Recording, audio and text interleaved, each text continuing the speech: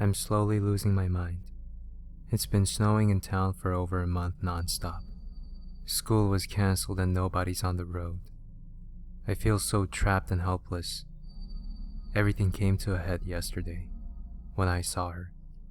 Anastasia Morozov, or as we all knew her, Annie, had been missing for about a month now, and nobody could find any trace of her. Steven told me what happened that night in the mountains. How he and Jake just left her in the woods, all for some stupid prank. Here I was thinking she got kidnapped, or mauled by a wild animal. But no. The truth, or what I believe to be the truth, is a million times worse. Last night, I had been talking with Kate over the phone about the incident. There was not much else for us to talk about, honestly. We had been stuck in our houses for so long. We were sure our minds were slowly deteriorating. She told me how every night she would hear a voice just outside her window. But that was all it was. Just the voice of a girl saying, "I'm cold. I'm not one to believe in the supernatural." So I just told her it was her imagination running wild from being cooped up for so long. Kate was going to tell me I was right, until she paused. She told me she was hearing it again. That voice. This time, however, I could hear it too. Kate said she would be right back and put down the phone. All I could hear was static, like something was interfering with our signal. Suddenly, our connection was dropped completely, and I couldn't call her back.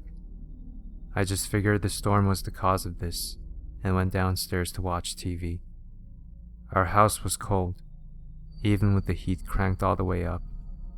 My dad was outside shoveling, which was honestly pointless, considering how hard the snow was coming down. I think he was just going as crazy as I was being stuck inside. I was about to turn on the TV, when I heard a knock at our back door. It was soft, almost like whoever was behind the door was actually afraid someone would answer it. I could still hear the sound of my dad grunting and swearing in front of our yard. So I knew it wasn't him. It knocked again. Now I was scared. I ran to the front door and swung it open. I yelled to my dad that someone was around back, and he told me he would go look. I could hear his footsteps in the snow walking around the side of our house.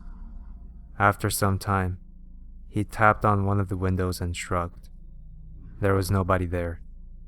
All of a sudden, I began to feel weak, like all of the energy was slowly being sucked out of my body.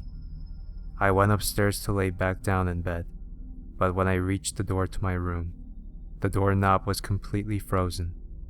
I panicked, thinking the window in my room flew open or something and I would be greeted by a giant snowdrift instead of my bead. I pulled the sleeve of my sweatshirt over my hand and opened the door. You know that feeling, when you think you're hallucinating and, for a moment, all the time seems to just stop? That's what I felt when I opened the door to the girl standing in my room. My mind was filled with a mixture of horror and confusion as I took a step forward. I called out to the girl, something I instantly regretted when she turned around. Her skin was a blue-gray and she had a pair of piercing blue eyes. She was wearing a cape-style coat that almost completely covered up her thin leggings and boots. The most distinguishing factor, however, was the dark gray beret she wore on her head. I knew instantly that this girl was Annie. She looked at me and smiled. "Hi, Margaret," she cooed. Her voice was ethereal and disembodied. I stood there in shock. My heart was stuck in my throat, and I wanted to scream and cry all at the same time, but I couldn't. I wanted to hug her and tell her we missed her, but something about her now terrified me.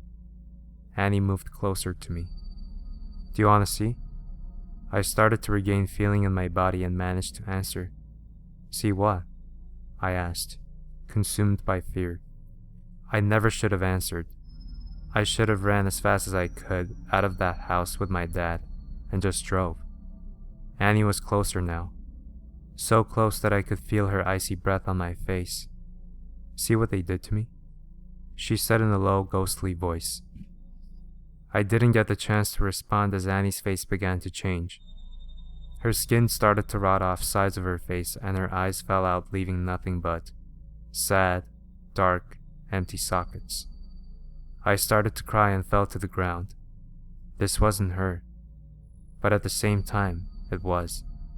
I'm so sorry, Annie, I choked, half stricken with this painful sadness, the knot at my throat, as well as this intense fear that my life was gonna end then and there. The undead girl, or whatever she was, looked down at me. She put her ice-cold hand on my shoulder. I'm cold, Margaret, she hissed in my ear. Her voice sounded evil, nothing like the sweet girl I had attended school with for 4 years. I looked up into those dead, abyssal eyeholes. An eerie, pale, blue glow began to emanate from inside her body, like some sort of twisted soul trying to escape. I'm cold, she hissed again, more aggressive than before. Her grip on my shoulder tightened, and I thought she was breaking through my skin. I closed my eyes and screamed in pain as I summoned what remained of my strength to flail my body, in hopes that I might break free. I felt the pressure disappear, but the pain still remained. I opened my eyes and searched frantically around my room for a sign of Annie, but she was gone. That was last night. My parents took me to the hospital this morning when I showed them my wounded shoulder. When we got to the hospital, the doctor confirmed that I had a severe case of frostbite. I just told him I was outside and wasn't dressed properly. I'm not sure what else I could have said. Even that sounded a little strange as it was in such an odd place.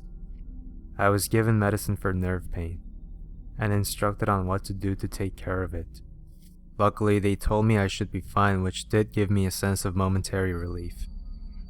That feeling has long since passed, however. I'm petrified that the ghost, zombie, whatever the hell Annie had become, is gonna come back for me. I still don't know how she got in the house in the first place. Hopefully I'll hear from Kate soon. I haven't heard from her since we got disconnected. Every time I try and reach her, all I can hear is that same, distant, ghostly static.